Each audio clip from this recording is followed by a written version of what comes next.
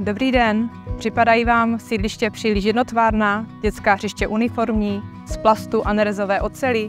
Máte radši přírodní materiály? Pokud ano, mohl by vás zaujmout můj návrh do participativního rozpočtu. Jsme vedle mateřské školky Františka Formana, kde je umístěn tento urbanistický prvek ve podobě dinosaura. A jedná se o dinosaura před vyhynutím, protože by potřeboval opravit. Potřeboval by doplnit vytlučené kamenné kostky, dřevěné trámy, dosypat pískoviště. Jedná se z části o umělecké dílo, které ale zároveň představuje originální dětské hřiště a oživuje okolní prostor.